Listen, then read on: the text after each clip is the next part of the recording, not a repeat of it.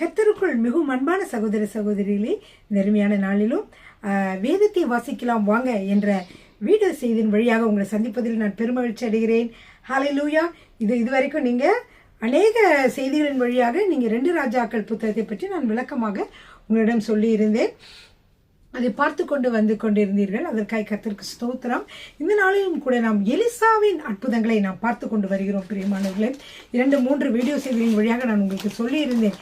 இந்த நாளிலும் கூட நம்ம என்ன செய்கிறோம் என்றால் 14 உங்களுக்கு போன தடவை நான் என்ன சொல்லியிருந்தேன்னா 13 வரைக்கும் உங்களுக்கு நான் சொல்லியிருந்தேன். எலிசாவினோட அற்புதங்கள் 13 வரைக்கும் நாம் பார்த்திருந்தோம். பிரியமானவர்கள், 2 ராஜாக்கள் புத்தகம் 25 அதிகாரங்களை உடையது. பிரியமானவர்களே, அது மட்டுமல்ல, இந்த 2 ராஜாக்கள் புத்தகத்தில் அநேக அரசர்களை பற்றி நாம் பார்த்து கொண்டு வருவோம்.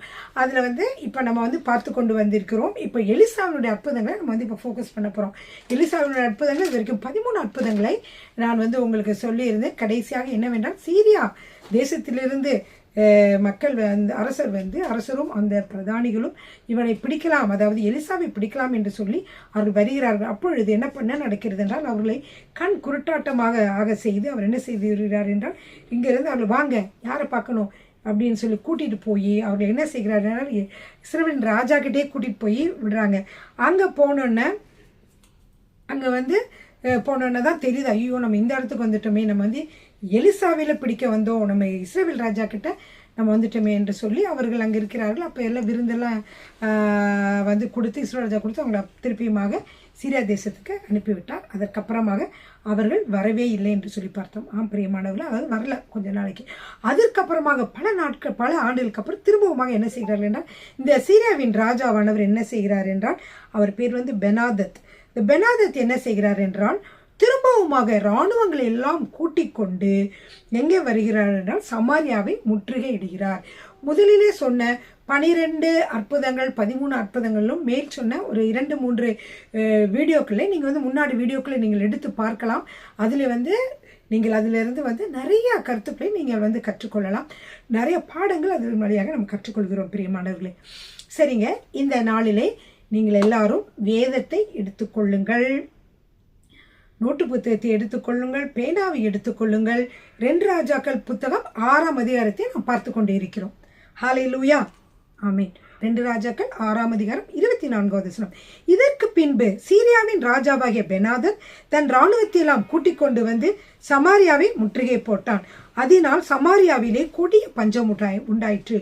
ஒரு கழுதை தலை 80 வெள்ளிக்காசுக்கும், புறாக்களுக்கு போடுகிற காட்படி பயறு 5 வெள்ளிக்காசுக்கும் விற்கப்படும் மட்டும் அதை முற்றுகை போட்டார்கள். முற்றுகை போடுகிறது என்னன்னா, அந்த நாட்டை சுற்றிலும் வெளியே எங்கே போகாம, திங்ஸ் உள்ள அவங்களுக்கு சாப்பாடு வராம, சாப்பாடு வெளியே போகாம, இறக்குமதி ஏற்றுமதி எதுவும் செய்ய விடாம அந்த நாட்டில் போய் முற்றுகை போட்டுட்டாங்க. அப்போ மக்கள் என்ன செய்ய முடியல, வெளியே போக முடியல, எதுவுமே செய்யவே முடியல. பயிர்கள் செய்கிறது மற்றது எதையுமே அவங்க செய்ய முடியாத அளவுக்கு ஒரு கட்டுப்பாட்டுக்குள்ளே வந்து விட்டார்கள். இப்பொழுது அவர்களுக்கு என்ன ஏற்பட்டது என்றால், பிரியமானவர்களே, அங்கே பஞ்சம் ஏற்பட்டது என்று சொல்லி பார்க்கிறோம். அப்போ அந்த பஞ்சம் ரொம்ப பெரிய பஞ்சமாயிருச்சு.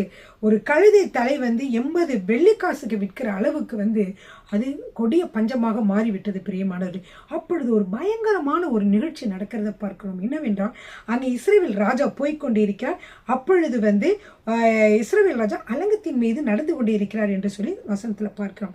அப்பொழுது ஒரு ஸ்திரீ அவனை பார்த்து கூப்பிட்டு, ராஜாவாக என் ஆண்டவனை ரட்சியும் என்று சொல்லி கத்துகிறார். அப்போ அவர் சொல்லுகிறார், உன்னை கர்த்தர் ரட்சிக்கவில்லை என்றால் நான் உன்னை எதிலிருந்து அம்மா ரட்சிக்க முடியும்? களஞ்சியங்களிலிருந்து ரட்சிக்க முடியுமா, அல்ல ஆலையிலிருந்து ரட்சிக்க முடியுமா அப்படின்னு சொல்றாரு. அப்போ அந்த பெண் சொல்றா, உங்களுக்கு ஒரு விஷயம் தெரியுமா, எனக்கு ஒரு ஸ்திரீ என்கிட்ட சொன்னா, இன்னைக்கு உன்னோட மகனை கொடு, நம்ம என்ன செய்யலாம், சமைச்சு சாப்பிடலாம், நாளைக்கு என்னுடைய மகனை தெரிகிறேன். அந்த அளவுக்கு பசியும் பட்டினியுமாக இருக்கக்கூடிய ஒரு சூழ்நிலையிலே அந்த நாடு இருக்கிறது. அந்த வசனம் 28வது வசனம் வாசிக்கிறேன். ராஜா பின்னையும் அவளை பார்த்து, உனக்கு என்ன வேண்டும் என்று கேட்டான். அதற்கு அவள், இந்த ஸ்திரீ என்னை நோக்கி, உன் மகனை அவனை இன்று தின்போம், நாளைக்கு என் மகனை தின்போம் என்றாள். அப்படியே அவனை ஆக்கி தின்றோம். மறுநாளிலே நான் இவளை நோக்கி, நாம் உன் மகனை தின்ன அவனை தா என்றேன். அவள் தன் மகனை ஒளித்து வைத்து விட்டாள் என்று சொல்லுகிறாங்க. இந்த ஸ்திரீயின் வார்த்தைகளை ராஜா கேட்டவுடனே அலங்கத்தின் மேல் நடந்து கொண்டிருந்த அவன் வஸ்திரங்களை கிழித்து கொண்டான். அவனுக்குள்ளே இருந்த அவன் உள்ளே இருந்த தன் சரீரத்தின் மேல் ரெட்டு உடுத்திருக்கிறது மக்கள் கண்டார்கள். ரெட்டு உடுத்தி இருந்தார். அவ்வளோ கவலையிலையும் அவ்வளோ வேதனையிலும் அரசர் இருந்தார்.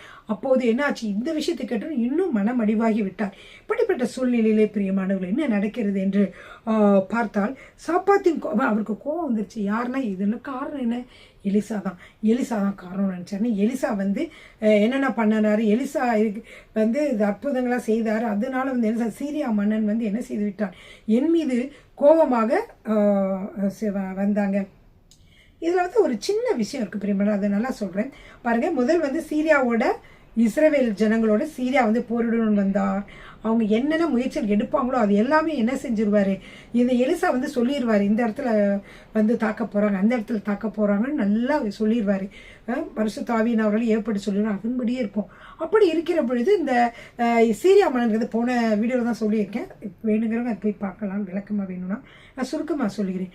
அப்போ அவர் என்ன சொல்லுகிறார் என்றால், அவங்க சொல்கிறாரு, இந்த இடத்துல சீரியா உங்களை தாக்கணும்னு இருக்கிறாரு, இந்த இடத்துல பிடிக்க போகிறாரு. திட்டங்கள் எல்லாம் தெளிவுமாக இஸ்ரவேல் அரசுக்கு எலிசா சொல்லிடுவார். அப்போது சீரியா கரெக்டாக என்னடா நம்ம எந்த திட்டம் பண்ணாலும் கரெக்டாக கண்டுபிடிச்சிடறாங்களேன்னு அவருக்கு யோசனையாக இருக்கும்.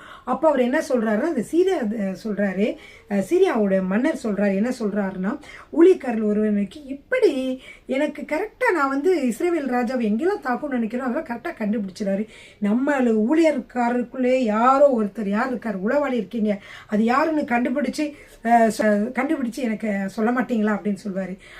6ஆம் அதிகாரத்தில் சொல்கிறாரு. அப்பொழுது 12வது வசனத்தில் சொல்கிறாரு, உங்களுக்கு தெரியுமா எலிசான்னு ஒரு தீர்க்கதரிசி இருக்கிறார், அவர் நீங்கள் பள்ளியறையில் ரகசியமாக பேசுகிற காரியங்களை கூட வெளியே சொல்லிடுவார். அப்படிப்பட்ட ஒரு தீர்க்க தரிசனத்தை உடையவராக இருக்கிறார் என்று சொன்னாங்கல்ல சீரியா மன்னன் சொன்ன. சீரியா மன்னனுக்கும் வந்துருச்சு. சரி வாங்க அவனை பிடிக்கலான்னு சொல்லி வரும்பொழுதுதான் என்ன நடக்கிறது, எலிசாவை தான் பிடிக்க வந்தான். ஆனால் அவனோட தேடி வந்த மக்கள் எல்லாம் என்ன செய்துட்டாங்க, கூட்டாட்டம் பண்ண செய்து எலிசா என்ன செய்தார் என்றால், வாங்க உங்களுக்கு எலிசாவை தானே பார்க்கணும், வாங்க அவங்களை கூட்டிகிட்டு போகிறேன்னு சொல்லி அவங்கள கூட்டிகிட்டு போய் இஸ்ரவேல் மன்னன்ட்ட விட்டுருவாங்க. அதன் மூலியமாக இஸ்ரவேல் மன்னன் அரண்மனை எல்லா இடமும் என்னாச்சு, இப்போ சீரியர்களுக்கு ஈஸாவுக்கு தெரிஞ்சிருச்சு. ஆனால் அதுக்கப்புறம் என்ன செஞ்சாங்கன்னா, அவங்க சீரியா இவர் கேட்பார், எலிசா சொல்லுவாங்களாம் கொண்டு போட வேணாம் அவங்கள அனுப்பிவிட்ருங்கன்னு சொன்னால் அவங்க அனுப்பிவிட்டாங்க. சீரியா மக்களாக போயிட்டாங்க. அதுக்கப்புறம் ரொம்ப நாளாக என்ன செய்யலை, தொந்தரவே பண்ணலை அப்படின்னு சொல்லி போன வீடியோவில் முடிச்சு. இப்போ என்னென்னா அதுக்கப்புறம் இருக்கிறதுனால சில காரியங்கள் என்னென்னா, முற்றுகை சீரியா அரசர் முற்றுகை போடுகிறார். இப்படி முற்றுகை போட்ட உடனே இவங்க என்ன நினைக்கிறாங்கன்னா, சாப்பிட முடியல, பொருட்கள் வாங்க முடியல, இப்படியே ரொம்ப இதானு பஞ்சம் வந்துருச்சு.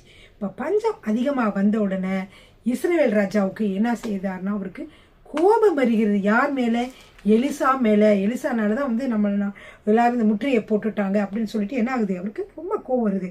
அதனால தான் அவர் சொல்கிறாரு 31வது வசனத்தில், 2 ராஜாக்கள் 6ஆம் அதிகாரம் 31வது வசனம், அவன் சாப்பாத்தின் குமாரனாகிய எலிசாவின் தலை இன்றைக்கு அவன் மேல் இருந்தான், தேவன் அதற்கு சரியாகவும் அதற்கு அதிகமாகவும் எனக்கு செய்ய கடவர் என்று சொன்னான். எலிசா தன் வீட்டில் உட்கார்ந்திருந்தான், மூப்பரும் அவனோடு உட்கார்ந்திருந்தார்கள். அப்பொழுது ராஜா ஒரு மனுஷனை தனக்கு முன்னே அனுப்பினான். அந்த ஆள் எலிசாவின் இடத்திற்கு வரும் முன்னே அவன் அந்த மூப்பரை நோக்கி, என் தலையை வாங்க அந்த கொலைபாதகனுடைய மகன் ஆள் அனுப்பினான், பார்த்தீர்களா? அந்த ஆள் வரும்போது நீங்கள் அவனை உள்ளே வரவிட்டாமல் கதவை பூட்டி போடுங்கள், அவனுக்கு பின்னாக அவன் ஆண்டவனுடைய காலின் சத்தம் எனக்கு கேட்கிறது அல்லவா என்றான். அவர்களோடே அவன் பேசிக்கொண்டிருக்கையில் இதோ அந்த ஆள் அவனிடத்தில் இதோ இந்த பொல்லாப்பு கர்த்தரால் உண்டானது, நான் இனி கர்த்தருக்காக காத்திருக்க வேண்டியது என்ன என்று ராஜா சொல்லுகிறார் என்று சொல்லுகிறான் என்று பார்க்கிறோம். பிரியமானவர்களே, 2 ராஜாக்கள் 6ஆம் அதிகாரத்தில் இதை பார்க்கிறோம். 7வது அதிகாரத்தில் பார்த்தீர்கள் என்றால் எலிசா அப்படி என்ன சொல்கிறார் என்றால், கர்த்தருடைய வார்த்தையை கேளுங்கள், நாளை இந்நேரத்தில் சமாரியாவின் வாசலிலே 1 மரக்கால் கோதுமைமா 1 சேக்கலுக்கும் 2 மரக்கால் வாட்கோதுமை 1 சேக்கலுக்கும் விற்கப்படும் என்று கர்த்தர் சொல்லுகிறார் என்றான். நீங்கள் ஏன் கவலைப்படுறீங்க? நீங்கள் பஞ்சம் நீங்கள் நினைக்கிறீங்க. இதை மாற்ற ஆண்டவராலே கூடும். எனவே ஆண்டவர் என்ன சொல்லுகிறார் என்றால், இதை நாளை தினத்துல, இன்னைக்கு இப்படி இருக்குல்ல, நாளை தினத்துல பாருங்க என்ன மாற்றம் உண்டாகிறது என்று. நாளை தினத்துல கர்த்தர் அற்புதம் செய்வார் என்று எலிசா தீர்க்கதரிசி சொல்லுகிறார். ஆனால் அதற்கு பதில் என்ன சொல்லுகிறார்கள்? அப்பொழுது ராஜாவுக்கு கையிலாக கொடுக்கிற பிரதானி ஒருவன் தேவனுடைய மனுஷனுக்கு பிரதித்திரமாக அவன் சொல்றான், இதோ கர்த்தர் வானத்திலே மதகுகளை உண்டாக்கினாலும் இப்படி நடக்குமா என்றான். அதற்கு எலிசாக்கு கோவம் வந்துருச்சு. கர்த்தர் சொல்லுகிறான்னு சொல்றேன், அப்புறம் நீ என்ன சொல்ற? இது வானத்துல மது உண்டாக்கினா கூட இந்த காரியம் நடக்குமான்னு சந்தேகமா சொல்றான். யாரு? ஒரு இஸ்ரவேல் தேசத்தினுடைய பிரதானி ஒருவர் சொல்லுகிறார். அப்பொழுது எலிசா சொல்லுகிறார், 7ஆம் அதிகாரம் 2வது வசனம். எலிசா சொல்லுகிறார், உன்னுடைய கண்களினால் அதை நீ காண்பாய், ஆனாலும் அதிலே சாப்பிட மாட்டாய் என்றான். பிரியமானவர்களே, இங்க 2 விஷயங்கள் பார்க்கிறோம். கர்த்தர் ஒரு அற்புதமான காரியத்தை சொல்லியார், அதை ஒருவன் நம்பவில்லை.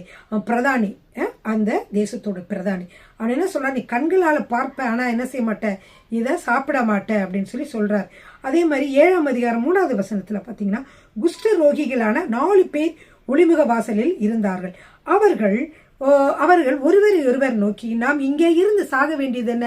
நம்ம இங்கே இருந்து ஏன் சாகணும்? பட்டணத்திற்குள்ள இருந்தாலும் சாவுதான், பட்டணத்துக்கு வெளியே இருந்தாலும் பஞ்சம், உள்ள இருந்தாலும் பஞ்சம். பட்டணத்திற்குள்ளேனா பஞ்சம், பட்டணத்திற்கு வெளியே என்ன ஆகுது? சீரியா தேசத்துக்காரங்க நம்மளை கொண்டு போடுவாங்க. அதுக்கு பதிலாக என்ன செய்யணும்? நம்ம சீரியாவோட இராணுவத்துக்குள்ளேயே போயிடுவோம், அங்கே மடிவோம். பஞ்சத்தில் மடிவதை விட கிடைச்சா சாப்பிடுவோம், சாப்பாடு கொடுத்தா சாப்பிடும், மடிவோன்னு சொல்லிட்டு அவங்க போறாங்க. ஆனால் அங்கே நடக்கிறது என்ன தெரியுமா பிரியமானவர்களே? அவர்கள் போறாங்க, அந்த இருட்டாக போறாங்க. ஆனா அங்க ஒருவருமே இல்லை.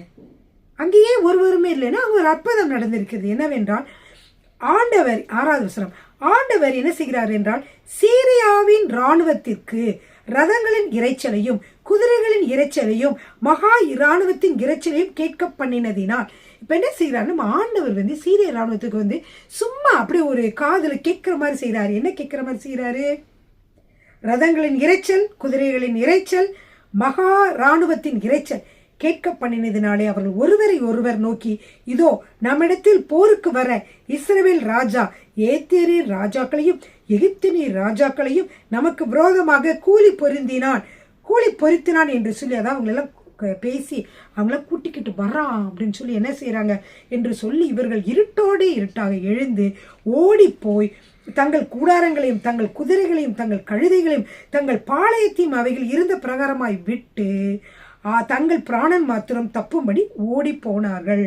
அந்த குஷ்டரோகிகள் என்ன செய்யறாங்கன்னா, இப்ப ஓடி போயிட்டாங்க.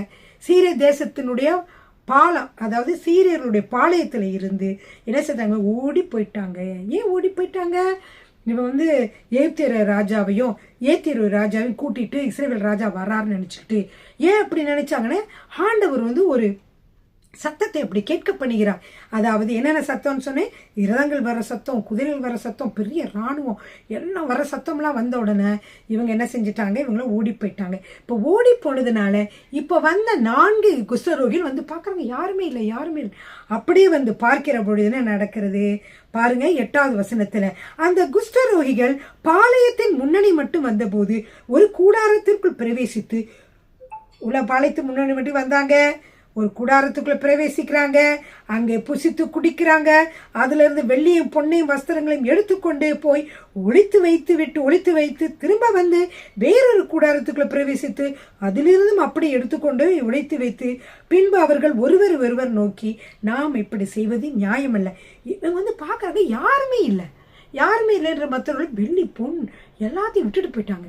பசியோடு இருக்கவங்க அங்கே போய் அங்கே நல்லா சாப்பிட்டுட்டு புசித்து குடித்து எல்லாம் செஞ்சுட்டு வெளியே எடுத்துட்டு ஒரு இடத்துல ஒழிச்சு வைக்கிறாங்க.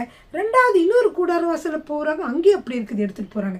போயிட்டு அவங்க நினைக்கிறாங்க, நம்ம இப்படி செய்யறது நல்லதில்லை, என் நியாயம் இல்லை, நம்மளே எல்லாத்தையும் அனுபவிக்கிறோம், சரி நம்ம அரசர்கிட்ட அதை சொல்லிடுவோம்னு சொல்லிட்டு 9வது வசனத்தில் பிரியமானவர்களே, பின்பு அவர்கள் ஒருவர் நோக்கி, நாம் செய்கிறது நியாயமல்ல, இந்நாள் நற்செய்தி அறிவிக்கும் நாள், நாம் மௌனமாய் இருந்து பொழுது விடிய மட்டும் காத்திருந்தால் குற்றம் நம்மேல் சுமரும். இப்பொழுது நாம் போய் ராஜாவின் அரண்மனையாருக்கு இதை அறிவிப்போம், வாருங்கள் என்றார்கள். அப்படி அந்த 4 குஷ்டரோகிகள் என்ன செய்யறாங்கன்னா, பட்டணத்து வாசலில் காவலனை நோக்கி கூப்பிட்டு, நாங்கள் சீரியரின் பாளையத்து வரைக்கும் அங்கே போயிட்டு வந்தோம், அங்கே ஒருவருமே இல்லை, மனுஷனோட சத்தம் ஒன்றுமே கேட்கல. அதனால குதிரைகளையும் அங்கே கழுதைகளையும் கூடாரங்களையும் கட்டியிருந்த பிரகாரமே அப்படியே இருக்கிறதுன்னு சொல்கிறான். அப்பொழுது அவன் என்ன செய்கிறான், வாசல் காக்கிறவர்களை மற்றவர்களும் கூப்பிட்டான். அவர்கள் உள்ளே போய் ராஜாவின் அரண்மனையிலே வாசல் காக்கிறவன்ட்டு தான் அவன் போய் சொல்கிறான். சொன்னோடனே அவங்க எல்லாம் என்ன செய்கிறாங்கன்னா அரண்மனைக்குள்ளே போய் அரசர்கிட்ட அதை அறிவிக்கிறாங்க. அரசர் அதை கேட்டு என்ன சொல்கிறான்னு, இல்லை அவன் இப்படி செய்ய மாட்டான், அவன் தந்திரமாக என்ன செய்திருப்பானா, நம்மளாம் இப்போ எங்காவது ஒளிஞ்சுக்குவோம், அப்போ அவங்க பசியோடு இருக்கிற மக்கள் சாப்பிட்றதுக்காக பாளையத்துக்கு வந்து யாருமே இல்லைன்ட்டு வருவாங்க, அப்போ நம்ம என்ன செஞ்சுருவோம், அவங்கள போய் பிடிச்சிருவோன்னு சொல்லிட்டு அவங்க தந்திரமாக ஒளிஞ்சிருப்பாங்க, ஒளிஞ்சிருந்தாலும் ஒளிஞ்சிருக்கலாம் அப்படின்னு சொல்லி இஸ்ரவேல் ராஜா வந்து நினைக்கிறாரு.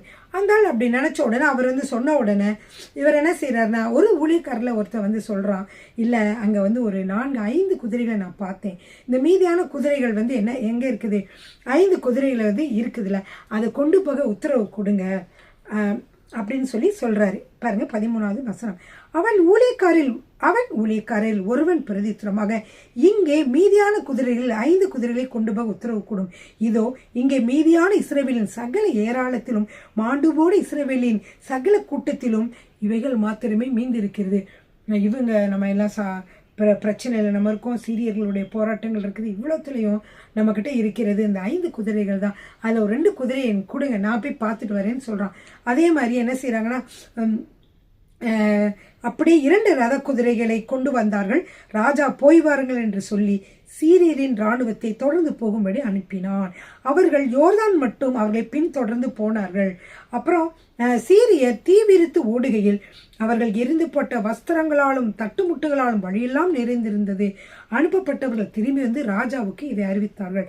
அப்பொழுது ஜனங்கள் புறப்பட்டு சீரியரின் பாளையத்தை கொள்ளையிட்டார்கள். கர்த்தருடைய வார்த்தையின்படியே 1 மரக்கால் கோதுமை 1 சேக்கலுக்கும் 2 மரக்கால் வார்கோதுமை 1 சேக்கலுக்கும் விற்கப்பட்டது. ராஜா தனக்கு கையிலாக கொடுக்கிற அந்த பிரதானியை ஒளிமக வாசலில் விசாரிப்பாய் இருக்க கட்டளையிட்டு இருந்தார். பார்த்தீங்களா, அந்த கையிலாக கொடுக்க ஒரு பிரதானி இருந்தான். அந்த பிரதானி என்ன சொன்னா, நெகட்டிவா சொன்னான். என்ன நெகட்டிவா சொன்னா, கர்த்தர் வானத்திலே மதகுகளை உண்டாக்கினாலும் இப்படி நடக்குமா என்றான். வானத்தில் வந்து மதகுகள் உண்டாக்கி தண்ணீர் கொட்டி இப்படி செஞ்சா கூட என்ன ஆகாது, இவ்வளோ பெரிய விளைச்சல் உண்டாகுமா, நீ சொல்றது வந்து என்ன ரொம்ப சிரிப்பா இருக்கு நாளைக்கு. ஆனா அப்படியே நடந்தது இல்லையா. அப்போ எலிசா என்ன சொன்னாரு, நீ வந்து இப்படி சொன்னதுனால உன் கண்களால் அதை பார்த்தான நீ சாப்பிட மாட்டேன். அதே மாதிரி எல்லாரும் இந்த சீரியரோட பாளையத்துக்கு ஓடி வந்து சாப்பிட்றதுக்காக மக்கள் வேகமாக வந்ததுனாலே இவன் நெருக்கப்பட்டதுனால இவன் என்ன செய்தான், மிதிக்கப்பட்டு இவன் வந்து என்ன செய்தான், இறந்துட்டான். பார்த்தா கண்களால் ஆன்னு சொல்லிட்டு இவனும் ஓடி வந்தான், சாப்பிட்றதுக்கு முடியல. அப்படிப்பட்டவனாக நடந்தது என்று சொல்லி பார்க்கிறோம். 7ஆம் அதிகாரத்தில் முடிகிறது. அடுத்து 8ஆம் அதிகாரம் பிரியமானவர்களே. 8ஆம் அதிகாரத்தில் பார்க்கிற பொழுது எலிசா தான் உயிர்ப்பித்த பிள்ளையின் தாயாகிய ஸ்திரீயை நோக்கி, நீ உன் வீட்டாரோடு கூட எழுந்து புறப்பட்டு போய் எங்கே யாரேனும் சஞ்சரி, கர்த்தர் பஞ்சத்தை அறிவிப்பார், அது 7 வருஷம் தேசத்தில் இருக்கும் என்று சொல்லி இருந்தான். பிரியமானவர்களே, உங்களுக்கு அந்த கதை தெரியும். எலிசா என்ன செய்தார் என்றால், ஒரு ஸ்திரீயோட குழந்தை வந்து என்ன செஞ்சு இறந்து போச்சு, அதை வந்து அவர் உயிர்ப்பித்தார் இல்லையா. அந்த ஸ்திரீட்ட சொன்னார், இங்கே 7 வருஷம் கொடுமையான பஞ்சம் வரப்போயிருது, அதனால வேற தேசத்துல போய் பொழைச்சிக்கோன்னு சொல்லியிருந்தார். அப்படியே அவள் வந்து பெலிஸ்தேர் தேசத்துக்கு போயிருந்தாங்க. போயிட்டு 7 வருஷம் முடிஞ்ச பிறகு இங்கே வரார். வந்து பார்த்தா அவங்க பெரிய பணக்காரவங்க, அவங்களுடைய இடங்கள் அவங்களுடைய இடங்கள்லாம் பார்த்தீங்கன்னா வயல்வெளிகள் எல்லாம் என்ன செஞ்சுட்டாங்க, வேறு ஒருத்தவங்க எடுத்துக்கிட்டாங்க. ஸோ அதனால அவங்களுக்கு வயல்வெளி வீடு எதுவுமே கிடைக்கல. அதனால அரசர்கிட்ட முறையிடுவதற்காக அந்த அம்மா வந்து வந்தாங்க. அப்படி அந்த அம்மா போகும்போது என்ன நடக்குதுன்னு சொல்லி 8ஆம் அதிகாரம் 4ஆம் வசனத்தில் பார்க்கலாம். அந்நேரத்தில் ராஜா தேவனுடைய மனுஷனின் வேலைக்காரர் இருந்த கேயாசுடனே பேசி, எலிசா செய்த அதிசயங்கள் எல்லாம் நீ எனக்கு விவரமாய் சொல்லி என்றார். ஏன்னா எலிசா அதிகமான அற்புதங்களை செய்திருந்தார். அது வந்து ராஜாவுக்கு தெரியல. இந்த ராஜாவுக்கு தெரியல, இஸ்ரவேல் ராஜாவுக்கு தெரியல. அதனால இஸ்ரவேல் ராஜா என்ன செய்த போது கோபமா இருந்தாரு. ஆனா பஞ்சத்துல வந்து இருந்தபோது கோபமா இருந்தார். ஆனா பஞ்சம் நான் தெளிந்து விட்டது. இப்பொழுதுதான் எல்லாரும் சொல்றாங்க, அவர் எலிசா வந்து மிகப்பெரிய அற்புதங்களை செய்தவர், அநேக அற்புதங்களை செய்தவர் என்று சொல்லி சொல்றாங்க. இப்போ கேயாசி என்கிற அவனுடைய உதவிக்காரன் இருக்கிறான் இல்லையா, யாரோட உதவிக்காரன், எலிசாவோட உதவிக்காரன். ராஜா வந்து அவன்கிட்ட கேட்கிறாரு, எலிசா பத்தி சொல்லு, என்னென்ன அற்புதங்கள் செய்தான்னு சொல்லு அப்படின்னு சொல்லி கேட்டுக்கொண்டு இருக்கும் பொழுதுதான் என்ன நடக்கிறது என்றால், இந்த செத்து போனவனை உயிர்ப்பித்தார் என்பதை அவன் ராஜாவுக்கு அறிவித்த பொழுது, இதோ அவன் உயிர்ப்பித்த பிள்ளையின் தாயாகி அந்த ஸ்திரீ வந்து தன் வீட்டுக்காகவும் தன் வயலுக்காகவும் என்ன செய்கிறாள், இப்போ வந்து கேட்க ராஜாவினிடத்திலே முறையிட்டாள். அப்பொழுது கேயாசி, ராஜாவாகிய என் ஆண்டவனே, இவள் தான் அந்த ஸ்திரீ, எலிசா உயிர்ப்பித்த இவளுடைய குமாரன் இவன் தான் என்றான். பாருங்க, இவர் தான் வந்து எலிசா உயிர்ப்பித்த குமாரன் சொல்லி காட்டுறாங்க. அப்போ காட்டினோன்னே அதற்கு அந்த ஸ்திரீ சொல்கிறாங்க, விவரமாக சொல்கிறாங்க, ஆமாம் எனக்கு வந்து இப்படிலாம் உதவி செய்தார், என் மகன் இறந்து போனான், அவனையும் வந்து உயிர்ப்பிக்கிறதுக்கு உதவி செய்தார், இதை வந்து மறக்க முடியாது, என்னை வந்து 7 வருஷம் பஞ்சம் வரும்னு பத்திரமா இருக்க சொன்னார் அப்படிலாம் சொல்லி சொல்கிறாங்க. இப்போ வந்து இப்படிலாம் சொன்ன உடனே என்ன நடக்குதுன்னு 6வது வசனத்தில் பார்க்கலாம். ராஜா அந்த ஸ்திரீ கேட்டதற்கு அவள் அதை அவனுக்கு விவரித்து சொன்னார். அப்பொழுது ராஜா அவளுக்கு ஒரு பிரதானியை நியமித்து அவளுக்கு உண்டானது எல்லாவற்றையும் அவள் தேசத்தை விட்டு போன நாள் முதல் இதுவரைக்கும் உண்டான இந்த வயலின் வருமானம் அனைத்தையும் அவளுக்கு கிடைக்கும்படி செய் என்று சொல்லி ஒரு பிரதானியை நியமித்தார். அப்போ வந்து என்ன செஞ்சார், இந்த மாதிரி அவளுக்குள்ள காரியங்களும் தீர்க்கப்பட்டது. சரிங்க பிரியமானவர், அடுத்த பார்த்தீங்கன்னா சீரியாவின் ராஜா இருக்கிறார்ல, சீரியாவின் ராஜாவாகிய பெனாதத் வியாதியாக இருந்தான். அவன் வந்து எலிசா தமஸ்குவிலிருந்து வந்தான், தேவனுடைய மனுஷன் இவ்விடத்திற்கு வந்திருக்கிறான் என்று அவனுக்கு அறிவிக்கப்பட்டது. சீரியாவுடைய ராஜா பெனாதத் தெரியும், 2-3 தடவை வந்தவன், நல்லா வந்து எலிசாவை பற்றி தெரியும் அவனுக்கு. அவன் என்ன செய்யறான்னா, அவன் சுகவீனமானோன்னு அவன் நினைக்கிறான், சரி நம்ம வந்து படைக்க மாட்டோமான்னு சொல்லி இந்த தீர்க்கதரிசிட்டு கேட்போம்னு சொல்லி எலியா தீர்க்கதரிசிக்கு ஆள் விட்டு அனுப்பி வந்து அவனை வந்து கூப்பிடுறாங்க. ராஜா வந்து ஆசகேலை நோக்கி, நீ உன் கையிலே ஒரு காணிக்கை எடுத்துக்கொண்டு தேவனுடைய மனுஷனுக்கு எதிர்கொண்டு போய், நான் இந்த வியாதி நீங்கி பிழைப்பனோ என்று அவனை கொண்டு கர்த்தரிடத்தில் விசாரிக்க சொன்னான். பிரியமானவர்களே பாருங்க, இப்ப வந்து ஆசகேல் அப்படிங்கிறது ராஜாவுக்கு இருக்கக்கூடிய ஒரு பிரதானியா இருக்கான். ஏன் பெனாதத்துக்குள்ள ஒரு பிரதானி. அவன் யாரு? பெனாதத் சீரியா அரசராகிய பெனாதத்துடைய அவரோட கூட இருக்கக்கூடிய ஒரு பிரதானி. அப்ப ராஜா வந்து ஆசகேலை நோக்கி, நீ உன் கையில கொஞ்சம் காணிக்கை எடுத்துட்டு போ, ஒரு காணிக்கை எடுத்துக்கொண்டு அந்த மனுஷனுக்கு எதிர்கொண்டு போய், நான் இந்த வியாதியிலிருந்து நீங்கி பிழைப்பேனோ மாட்டேனோ என்று அவனை கொண்டு கர்த்தரிடத்தில் விசாரிக்க சொன்னான். ஆசகேல் தமஸ்குவின் சகல உச்சிதங்களினாலும் 40 ஒட்டகங்களின் சுமையான காணிக்கை எடுத்துக்கொண்டு, எத்தனை 40 ஒட்டங்கள் நிறைய சுமைகளை எடுத்துக்கொண்டு இவரை பார்க்க வருகிறார். அவனுக்கு முன்பாக நின்று, சீரியாவின் ராஜாவாகிய பெனாதத் என்னும் உம்முடைய குமாரன் என்னை உம்மிடத்தில் அனுப்பி இந்த வியாதி நீங்க நான் பிழைப்பனோ என்று கேட்க சொன்னான் என்றான். அதற்கு எலிசா சொல்றாரு, இந்த வியாதி நீங்க அவர் பிழைப்பீர் என்று அவனுக்கு சொல்லும், ஆனாலும் அவன் இறந்துதான் போவான் என்று சொல்லி இவர் சொல்றாரு. அப்போ ஏனென்றால் கர்த்தர் வந்து அவன் சாவான் என்பதை காண்பித்தார் என்று இவர் வந்து சொல்றாரு அந்த ஆசகேலுக்கு. அப்போ பின்பு தேவனுடைய மனுஷன் தன் முகத்தை திருப்பாமல் அவன் சலித்து போக மட்டும் அவனை நோக்கி அழுது கொண்டிருந்தார். இப்ப ஆசகேல் வந்திருக்கிறாரு. ஆசகேல்ட்ட என்ன சொல்றாரு, பெனாதத் வந்து பிழைப்பான்னு அவன்கிட்ட சொல்லு, ஆனா பெனாதத் இருந்து விடுவான்னு சொன்னான். சொல்லிட்டு அந்த நம்ம எலிசா இருக்கார் இல்லையா, அவரு இந்த ஆசகேலை பார்த்து ரொம்ப அழுகிறாரு, முகத்தே திருப்பல, அழுகிறாரு அப்படி அழுகிறாரு. உடனே ஆசகேலுக்கு ஆச்சரியமா இருக்கு. ஆசகேல் சொன்னா, ஏன் நீங்க இப்படி ரொம்ப அழுகிறீங்க, எதுக்காக இப்படி அழுகிறீங்கன்னு சொல்லி கேட்கிறான். அதற்கு அவர் என்ன சொல்றாரு என்றால், அப்பொழுது ஆசகேல், என் ஆண்டவனே, 12வது வசனம், அழுகிறது என்ன, என் ஆண்டவன் அழுகிறது என்ன என்று கேட்டான். அதற்கு அவன், நீ இஸ்ரவேல் புத்திரருக்கு செய்யும் தீங்கை நான் அறிந்திருக்கிறபடியால் அழுகிறேன். நீ அவர்கள் கோட்டைகளை அக்கினி இரையாக்கி அவர்கள் வாலிபரை பட்டயத்தால் கொன்று அவர்கள் குழந்தைகளை தரையோட மோதி அவர்கள் கற்பவதிகளை கீறி போடுவாய் என்றான். அப்பொழுது அவருக்கு தெரியுது, இந்த ஆசகேல் வந்து பின்னாடி என்ன செய்ய போறான், இவ்வளவு பெரிய கொடுமையை இஸ்ரவேல் தேசத்துக்கு செய்ய போகிறானே என்று அவனுக்கு படமா தெரியுது. அதனால வந்து அழுகிறார், விழுந்து ரொம்ப அழுகிறார். அப்பொழுது ஆசகேல் வந்து இருந்த மனசு பாருங்க, 1 நாள் 2 நாளுக்குள்ள மக்களுக்கு மனசு எப்படி மாறுதுன்னு பார்த்தீங்கன்னா, அந்த நேரத்தில் அவன் சொல்றான் 13வது வசனத்துல, அப்பொழுது ஆசகேல், இந்த பெரிய காரியத்தை செய்ய நாயாகி நான் உமது அடியான் எம்மாத்திரம் என்றான். அதற்கு எலிசா, நீ சீரியாவின் மேல் ராஜாவாவாய் என்பதை கர்த்தர் எனக்கு தெரிவித்தார் என்றான். இவன் எலிசாவை விட்டு புறப்பட்டு தன் ஆண்டவரிடத்திற்கு வந்த பொழுது அவன், எலிசா உனக்கு என்ன சொன்னான் என்று கேட்டான். இவன், நீர் வியாதி நீங்கி பிழைப்பீர் என்று எனக்கு சொன்னான் என்று சொல்லி, மறுநாள் என்ன செய்யறான, ஒரு சமுக்காலத்தை எடுத்து தண்ணீரில் தோய்த்து அவன் முகத்தின் மேல் விரித்தான், அதனால் அவன் செத்து போனான். ஏற்கனவே வந்து சீரியா மன்னன் வியாதியா இருக்கிறான் பெனாதத். இவன் போர்வையை எடுத்து தண்ணீரை முக்கி முகத்துல பாட்டா என்ன ஆகும், மூச்சு முட்டி என்ன செய்துட்டான், அவன் இறந்துட்டான். அதனால் அவன் செத்து போனான். ஆசையில் அவனுக்கு பதிலாக ராஜாவானான். பாருங்க, ஒரே நாளில் எவ்வளோ மாற்றங்கள் ஏற்படுகிறது. மனிதனுடைய உள்ளத்தை பார்த்தீங்களா இவ்வளவு மோசமாக இருக்கிறது. பிரியமானவர்களே, இப்பொழுது நம்ம இந்த செய்தியோடு முடித்துக்கொள்வோம். சீரியாவின் அரசராகிய பெனாதத்தை ஆசகேல் சமுக்காலத்தை போட்டு, ஈரமான சமுக்காலத்தை போட்டு கொன்று விடுகிறான். அதற்கப்புறம் ஆசகேல் இந்த சீரியா தேசத்தினுடைய மன்னராகிறான் என்பது வரைக்கும் நாம் பார்த்தோம். பிரியமானவர்களே, அடுத்து மீதி அது எலிசாவினுடைய அற்புதங்கள், அவர் செய்த காரியங்கள் எல்லாவற்றையும் அடுத்து வருகிற வீடியோவிலே நாம் பார்ப்போம். பிரியமானவர்களே, நீங்கள் எல்லாரும் உற்சாகமாக, நீங்கள் இடைவிடாமல், அதாவது தொடர்ச்சியாக நீங்கள் பாருங்கள்.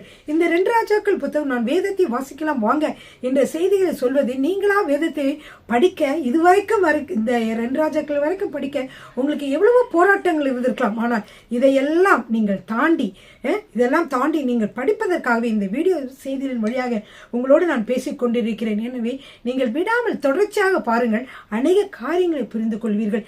இந்த கதைகளின் வழியாக கர்த்தர் என்ன சொல்கிறார் என்று சொல்லி நீங்கள் என்ன செய்யலாம், நீங்கள் ஆராய்ச்சி செய்து அநேக காரியங்களை தெரிந்து கொள்ளலாம். பிரியமானவர்களே, வேதத்திலே அவ்வளவு பொக்கிஷங்கள் நிறைந்திருக்கின்றன. ஒரு 30 நிமிடங்களை நீங்கள் செலவு செய்து பார்ப்பதினாலே நீங்கள் 4-5 அதிகாரங்களுள்ள செய்திகளை நீங்கள் தெரிந்து கொள்ளலாம். கர்த்தர் உங்களை ஆசீர்வதிப்பாராக. ஹல்லேலூயா, ஆமென்.